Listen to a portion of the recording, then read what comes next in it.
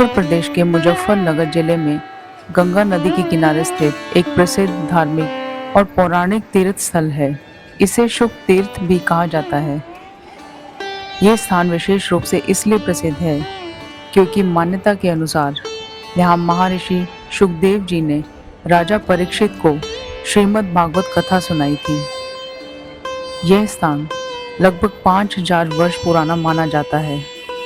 कथा के अनुसार राजा परीक्षित को श्राप मिला था कि 7 दिनों में उनकी मृत्यु सर्पदंश से होगी। तब उन्होंने मोक्ष प्राप्ति के लिए महर्षि शुकदेव से ज्ञान प्राप्त किया। महर्षि शुकदेव ने शुक्रताल में विशाल वट वृक्ष के नीचे बैठकर उन्हें श्रीमद् भागवत पुराण का उपदेश दिया।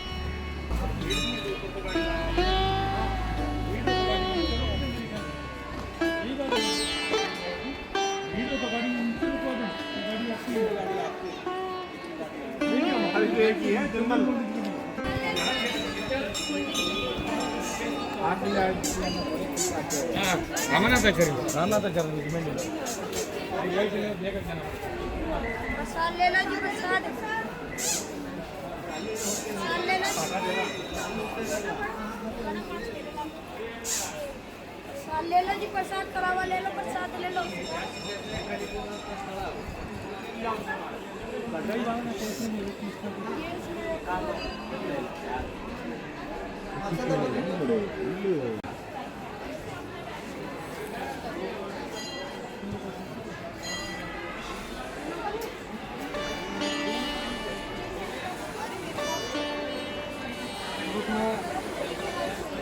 नहीं है मेरे पास, ये बस की है।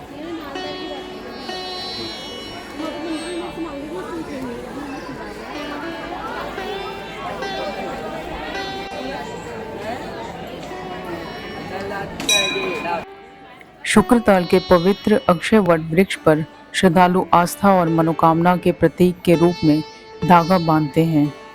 मान्यता है कि ये वृक्ष हजारों वर्षों से जीवित है और महर्षि शुकदेव जी की तपस्या तथा श्रीमद् भागवत कथा का साक्षी रहा है, इसलिए इसे दिव्य और चमत्कारी माना जाता है। लोग अपनी मनोकामना, सुख शांति, परिवार की खुशहाली और आध्यात्मिक उन्नति के लिए यहाँ धागा बांधकर प्रार्थना करते हैं।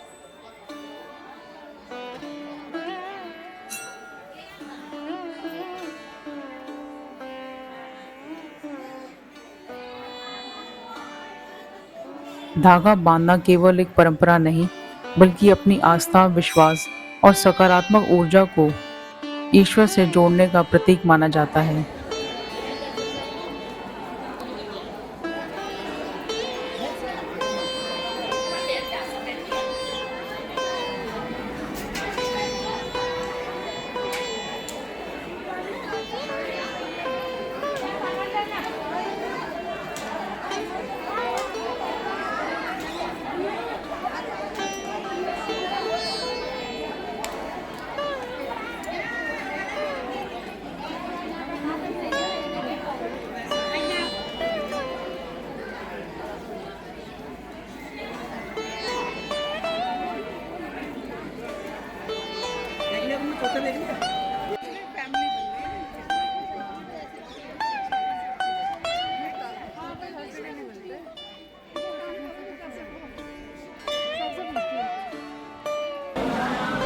ये वही दिव्य वटवृक्ष है जिसके नीचे आज से 5000 वर्ष पूर्व श्री सुखदेव महाराज ने राजा परीक्षित को भागवत कथा सुना करके मोक्ष की प्राप्ति कराई थी। जो भी कथाएं हुई शास्त्रों में वो सब वटवृक्ष के नीचे हुई है। शंकर जी ने पार्वती को सुनाई कैलाश पर्वत पे वटवृक्ष के नीचे, सुखदेव जी ने परीक्षित को सुनाई वटवृक्ष के नीचे, नैमिषारण्य में सूर्य जी ने सोनकाद ऋषि को सुनाई वटवृक्ष के नीचे, मैत्रेय जी ने विदुर को सुनाई हरिद्वार में वटवृक्ष के नीचे, चरणदास जी को अलवर में गोद में बिठा कर पेड़े का प्रसाद दिया वटवृक्ष के नीचे। ये जो कथा है ये महाभारत काल से जुड़ी हुई है। जब महाभारत काल चल रहा था तो अंतिम समय में अश्वत्थामा ने ब्रह्मास्त्र का प्रयोग किया उत्तरा के ऊपर में। भगवान ने उस बालक की गर्भ में रक्षा की। वो बालक आगे चल के परीक्षित के नाम से विख्यात हुआ। परीक्षित के समय में कलयुग का आगमन हुआ और कलयुग की वजह से राजा से एक ऋषि का अपमान हुआ, समय ऋषि का, और ऋषि के पुत्र ने श्राप दिया। शृंगी ऋषि ने सर्प डाला है गले में, तो सर्प के काटने से मृत्यु हो जाएगी 7 दिवस के अंदर। फिर राजा परीक्षित राजपाट अपने बड़े पुत्र जन्मेजय को देके इस पावन स्थल पे आए थे। ये जो स्थल था संत महात्माओं का भजन का केंद्र था। जैसे नैमिषारण्य है इस क्षेत्र का ये था। कभी हस्तिनापुर के राजा हुए थे दुष्यंत, तो दुष्यंत राजा शिकार खेलते खेलते कर्णव ऋषि का आश्रम में गए। शकुंतला से भेंट हुई, गंधर्व विद्र से विवाह हुआ, निशानी के तौर पे राशि चिन्ह अंगूठी दी। उसी समय दुर्वासा ऋषि वहाँ पे आए, उनका स्वागत नहीं हुआ। दुर्वासा ने शकुंतला को श्राप दिया, जिस राजकुमार के समय हमें भूल रही है यही भूल जाएगा। उसे जब मिलने जा रही थी शकुंतला हस्तिनापुर दुष्यंत से, तो उसकी अंगूठी नदी पे गिर गई। यहाँ तो महाकवि कालिदास ने अभिज्ञान शकुंतला में शाखावतार वर्णन किया। राजा परीक्षित यहाँ पे आए, त्रिकालदर्शी संत महात्मा प्रकट हुआ। मेरी मुक्ति कैसे होगी कि जिसने गर्भ में रक्षा करी उन्हीं का ध्यान करो। भगवान का ध्यान किया, भगवान संत रूप में प्रकट हुआ 16 साल का सुखदेव मुनि के रूप में, और भागवत कथा सुना के उनको मोक्ष की प्राप्ति करा दी। जो फल भगवान के साथ में रहने से पांडवों को प्राप्त नहीं हो पाया, वो फल परीक्षित को प्राप्त हो गया। पांडवों को मिला स्वर्ग, परीक्षित को मिला मोक्ष, जिस मोक्ष के लिए देवता भी तरसते हैं। तो भागवत क्या है, संसारी कामनाएं पूरी करती है, मुक्ति प्रदाता है। अगर विधि विधान के अनुसार श्रवण मनन चिंतन किया जाए तो मोक्ष भी प्राप्त किया जा सकता है।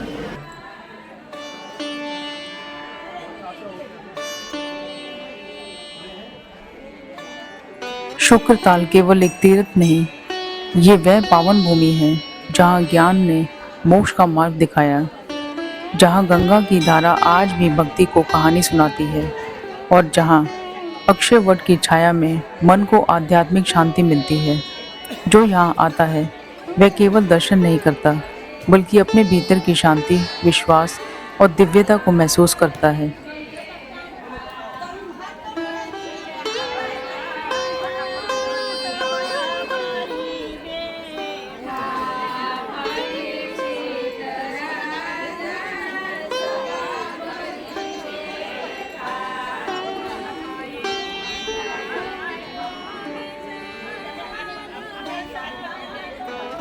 शुक्रताल की मिट्टी में आज भी दिव्य ज्ञान महकता है।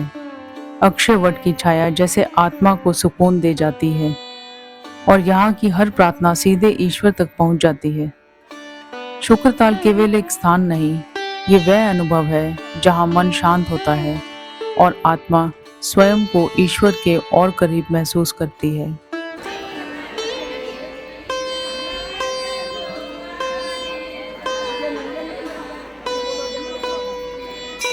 महर्षि सुखदेव जी ने इस स्थान पर लगातार 7 दिनों तक श्रीमद् भागवत कथा सुनाई थी, जिसे सुनकर राजा परीक्षित को मोक्ष प्राप्त हुआ।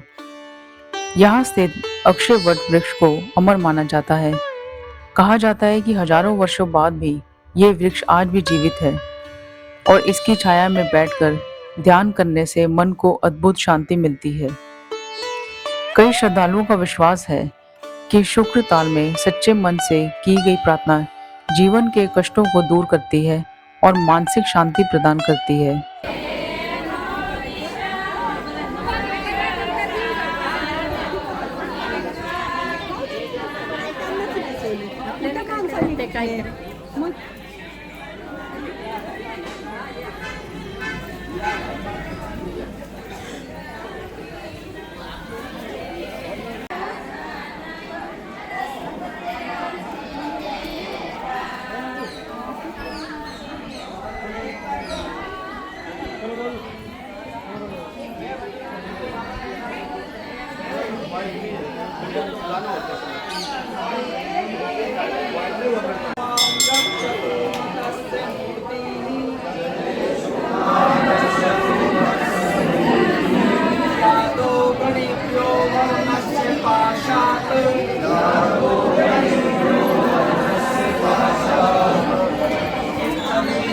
माया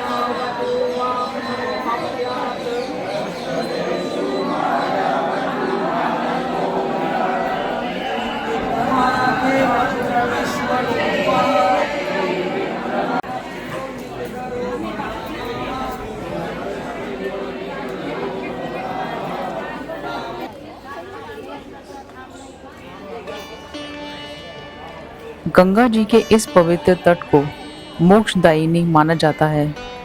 ऐसा कहा जाता है कि यहाँ स्नान और भागवत श्रवण करने से पापों का नाश होता है।